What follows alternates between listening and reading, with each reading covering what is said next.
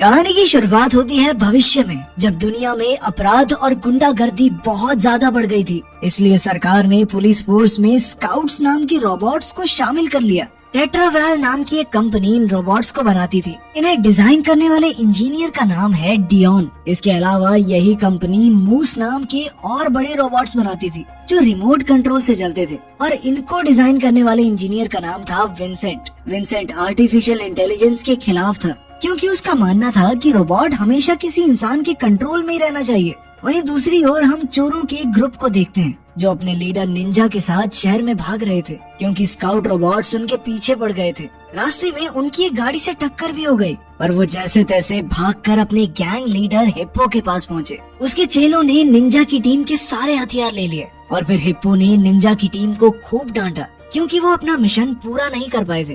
अब हिप्पो ने उन्हें धमकी देकर कहा कि उन्हें अगले 7 दिनों में $20 मिलियन भरने होंगे, वरना वो सब अपनी जान से हाथ धो बैठेंगे। उसने निंजा के मुंह में अपनी बंदूक डालकर उससे वादा लिया कि वो पैसे लेकर आएगा, और फिर उसने एक चोर को गोली भी मार दी ताकि सब समझ जाएं कि वो मजाक नहीं कर रहा। लेकिन उसी समय स्काउट्स उनकी लोकेशन का पता लगा के हेलीकॉप्टर्स में वहां आ पहुंचे। हिप्पो और उसकी गैंग ने भी उसी समय धुआंधार गोलीबारी और धमाके शुरू कर दिए, और इधर निंजा की टीम फटाफट वैन में घुस गई, लेकिन उसमें तो चाबी नहीं थी। इधर स्काउट्स ने जमीन पर आकर गुंडों पर हमला बोल दिया था। उनके साथ 2 इंसानी ऑफिसर्स भी थे जो स्काउट 22 को अपना सुरक्षा कवच बनाकर आगे बढ़ रहे थे। कुछ ही पलों में स्काउट्स गुंडों का खात्मा करने लगे, और इधर निंजा लाशों में वैन की चाबियां ढूंढ रहा था। जिस गुंडे के पास चाबी थी वो एक दूसरी गाड़ी से भागने की कोशिश कर रहा था, पर अचानक एक स्काउट ने हमला करके गाड़ी में धमाका कर दिया।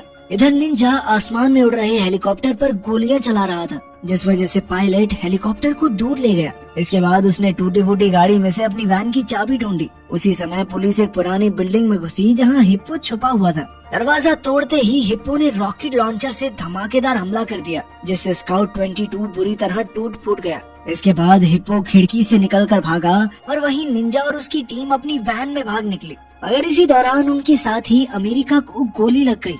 अब हिप्पो की गैंग हार गई थी, इसलिए टीवी पर खबर फैल गई कि स्काउट्स ने गुंडों का सफाया कर दिया, जिसके बाद सरकार ने कंपनी को 100 और स्काउट्स का ऑर्डर दे दिया।